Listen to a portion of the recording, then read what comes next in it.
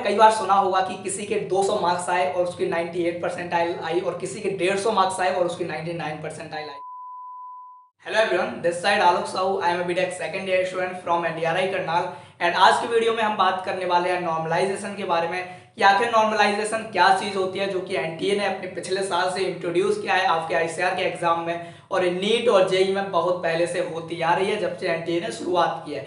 Normalisation मतलब percentile जब आती है तो आपके मार्क्स नहीं आते हैं और मार्क्स नहीं आते हैं तो काफ़ी अच्छी बात है कि आपको पता ही ना चले कि मार्क्स आए कितने, लेकिन परसेंटाइल से आपकी रैंक बनाई जाती है, उससे आपको ही फायदा होता है। तो नॉर्मलाइजेशन में आखिर ऐसी क्या चीज इंट्रोड्यूस की इन्होंने कि बिल्कुल चीजें बदल चुकी हैं। आपको पता होगा कि पहले जो आईसीआर का एग्जाम होता था उसमें मार्क्स दिए जाते थे और सीधा सीधा मार्क्स के हिसाब से आपकी रैंक बन जाती थी। तो आखिर 2020 और 2021 में ऐसे क्या चेंजेस आ गए कि सारी दिशाएं बदल गई। एक्चुअली नॉर्मलाइजेशन में उसी शिफ्ट के जो स्टूडेंट्स होते हैं, मतलब अगर आप मान के चलें कि आपका 9 तारीख को एग्जाम है, किसी भी 9 तारीख को आपका मंडे की शिफ्ट है, मंडे की शिफ्ट में कम से कम 2 लाख बच्चे बैठते हैं।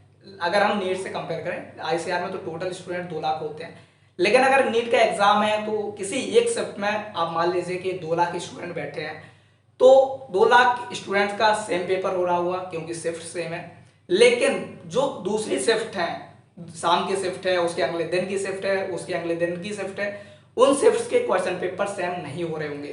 तो अब बात आती है कि रैंक कैसे बनाई जाएगी। हो सकता है कोई पेपर सरल हो गया हो, कोई पेपर टफ हो गया हो।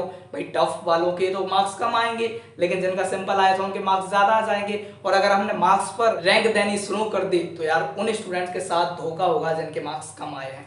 तो अब इसका क्या उपाय हो सकता था? तो इसका उपाय था परसेंटाइल नॉर्मलाइजेशन।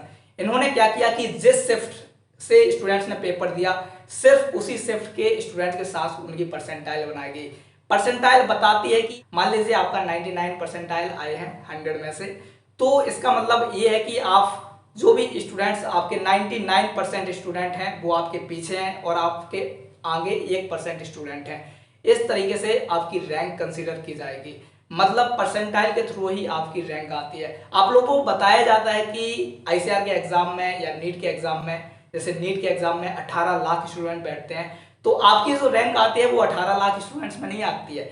आपकी जो रैंक आती है उन स्टूडेंट्स में आती है जो कि आपकी शिफ्ट में बैठ रहे होते हैं। तो मतलब आपकी जो परसेंटाइल है उन 2 लाख के स्टूडेंट्स से बनी है, क्योंकि उन्हीं 2 लाख ने सेम पेपर दिया है एंड उसी के बेस पर आपका एनालाइजेशन होता है। तो ये तरीका बहुत अच्छा है, क्योंकि हो सकता है किसी दूसरे शिफ्ट का एग्जाम टफ आ गया हो तो उनके तो मार्क्स कम आएंगे, लेकिन जब नॉर्मलाइजेशन होगा ना, परसेंटाइल आएगी तो उसी शिफ्ट के स्टूडेंट्स की आएगी।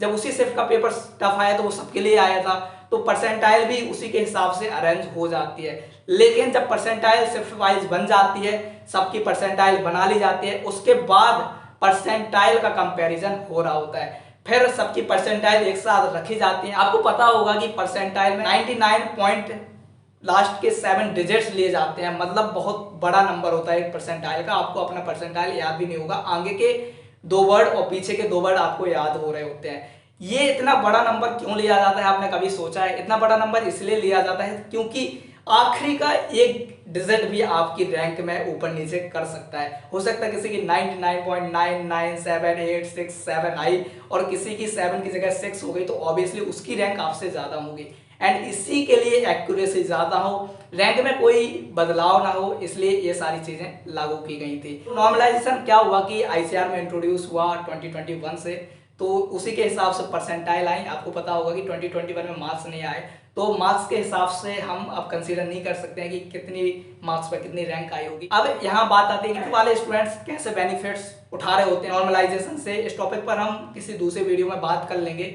नॉर्मलाइजेशन क्या होती है आप लोगों को शायद समझ में आ गई होगी कि आपकी जो परसेंटाइल है वो आपके शिफ्ट से ही उठाई जाती है एंड जब शिफ्ट वाइज सभी की परसेंटाइल निकाल दी जाती है, देन सभी परसेंटाइल को एक साथ रखा जाता है, देन उसके बाद आपकी रैंक बन रही है। आपने कई बार सुना होगा कि किसी के 200 मार्क्स आए और उसकी 98 परसेंटाइल आई और किसी के 150 मार्क्स आए और उसकी 99 परसेंटाइल आई। आपने सोचा ये कैसे हुआ? इसकी सिर्फ एक ही वजह है कि उस शिफ्ट का हो सकता है पेपर टफ आया हो, तो उसके जो 150 मार्क्स हो वो 200 वाले को डिफीट कर गए, क्योंकि 150 वाले के जो परसेंटाइल बनाई गई वो उसके शिफ्ट वाइज बनी और उस शिफ्ट में वो पेपर सबको टफ लगा।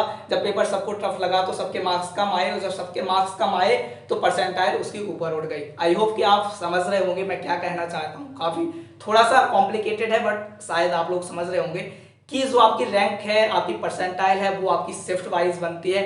आपको कोई फर्क नहीं पड़ता कि दूसरी शिफ्ट का पेपर कितना टफ आया है, कितना सिंपल आया, क्योंकि उनकी रैंक से या उनकी परसेंटाइल से, उनके मार्क्स से आपको फर्क नहीं पड़ता। आपको अपनी शिफ्ट वाइज जो भी चीजें हो रही हैं उससे फर्क पड़ता है। अगर आपका पेपर टफ आया है, आपके कम मार्क्स हैं, फिर भी आपकी परसेंटाइल ज्यादा आएगी, मतलब अगर पेपर टफ आता है तो आपका फायदा है। और किसी शिफ्ट का पेपर सिंपल आ गया, सबके मार्क्स ज्यादा आ गए, तो हो सकता है कि आपको ज्यादा मार्क्स पर भी कम परसेंटाइल मिले। ऐसा देखने को मिला था। आई होप कि आप लोग चीजें समझ गए होंगे कि जो भी चीजें होती हैं वो सिर्फ शिफ्ट वाइज होती हैं, तो आपको दूसरी शिफ्ट के स्टूडेंट से कोई मतलब नहीं होता कि उसका पेपर कितना अच्छा गया। आपकी शिफ्ट में जैसा पेपर सभी का गया होगा वैसा ही आपका गया होगा एंड उसी के हिसाब से आपकी परसेंटाइल बनती है। एंड जब परसेंटाइल को कंपाइल कर दिया जाता है तो देन उसके बाद आपकी रैंक बनती है।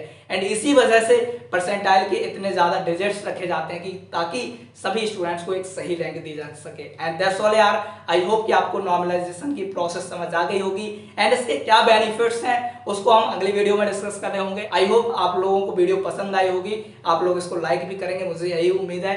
और अगर ज्यादा पसंद आई तो आप शेयर भी कर सकते हैं, आपकी चॉइस है। एंड दैट्स ऑल यार, बाकी मिल रहे होंगे अगली वीडियो में, तब तक ये चलते हैं, बाय।